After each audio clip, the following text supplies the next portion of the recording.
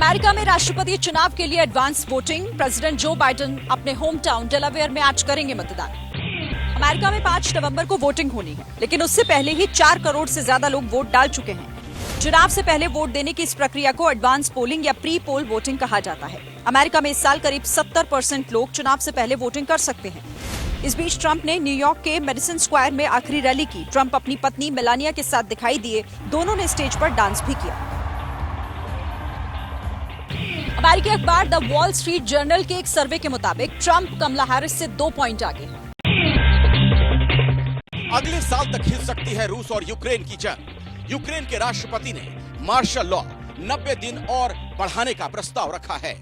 दरअसल रूस और यूक्रेन के बीच शांति समझौते को लेकर कई दिनों से बात चल रही थी, लेकिन कोई नतीजा नहीं निकला। राष्ट्रपति ज़ेलेंस्की ने फिर दोहराया कि अगर मोदी चाहें तो जंग फौरन रुक सकती है। लेकिन इन सब के बीच रूस ने पूर्वी यूक्रेन में बारूदी बारिश जारी रखी है। जानकारी के मुताबिक उहलेदार पर कब्जे के बाद रूसी सेना पूरे इलाके पर नियंत्रण का खाका खींच चुकी है। वहीं ज़ेलेंस्की ने संसद को बताया कि 7 फरवरी 2025 तक मार्शल लॉ को बढ़ाया गया। इस बीच रूस के विदेश मंत्री ने कहा कि अगर यूक्रेन नेटो में शामिल होता है तो या तो यूक्रेन मिट जाएगा या फिर नेटो। ईरान के सुप्रीम लीडर अली खामेनेई का सोशल मीडिया अकाउंट सस्पेंड हुआ। ईरान पर इजरायली हमले के बाद हिब्रू भाषा में बनाया था अकाउंट। एक तरफ जब ईरान पर शनिवार को इजराइल हमला कर रहा था, तो दूसरी तरफ ईरान के सुप्रीम लीडर खामेनेई भी एक्टिव थे, लेकिन ये कार्रवाई सोशल मीडिया पर हो रही थी। इजरायली हमले के बाद खामेनेई ने हिब्रू में एक्स अकाउंट लॉन्च किया। हालांकि नियमों के उल्लंघन का हवाला देते हुए उनका ये अकाउंट बंद कर दिया गया था। सस्पेंड होने से पहले उन्होंने अपने हैंडल से इजराइल को करारा जवाब देने की बात लिखी थी। वैसे खामेनेई का पुराना एक्स हैंडल पहले की ही तरह चल रहा है। इजरायली अटैक के बाद ईरान बार बार कह रहा था कि उसके पास जवाबी कार्रवाई का अधिकार है, यानी जंग का दायरा आगे बढ़ेगा। इजरायली हमले का बाजार पर असर पड़ा है। कच्चे तेल के दाम में 5% तक गिरावट दर्ज की गई है। ये गिरावट इसलिए आई है क्योंकि इजराइल ने अपने कहे मुताबिक हमला किया, सिर्फ ईरान के मिलिट्री बेस को निशाना बनाने का दावा किया।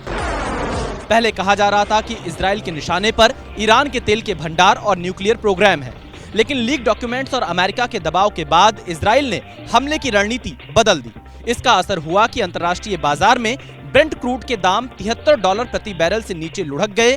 ब्लूमबर्ग की रिपोर्ट के मुताबिक WTI ऑयल के दाम भी $68 प्रति बैरल थे। दुनिया में बढ़ती आबादी पर बहस के बीच जापान के एक गांव से आई ये तस्वीरें झकझोर देंगी। इस गांव का नाम है द हैमलेट ऑफ इचिनोनो। 60 लोगों की आबादी वाले इस गांव में ज्यादातर 65 साल से ज्यादा उम्र के बुजुर्ग हैं, जो अकेलेपन से दुखी हो चुके हैं। लिहाजा अकेलेपन को दूर करने के लिए इंसानों जैसी गुड़िया घरों में रखते हैं। इन पपेट्स को रुई भरकर बनाया जाता है। बच्चों जैसे कपड़े पहनाकर इन्हें घर आंगन में रखा जाता है। जापान में करीब 30% लोग 65 साल से ज्यादा उम्र के हैं, जो दुनिया में बुजुर्गों की सबसे ज्यादा आबादी है। जैसे ही घड़ी का काटा दोपहर 2:30 पे आए, बबीता जी का दिल सास बहू साजिश के लिए मचल जाए। और ये है इनकी बहू, पूरे दिन ऑफिस की टेंशन हो जाए गॉन जब ये करें अपना फेवरेट शो फ्री टाइम पे ऑन। इनकी तरह आप भी देखें अपना फेवरेट शो अपने टाइम पर और डाउनलोड कीजिए ABP लाइव ऐप अपने स्मार्ट टीवी पर।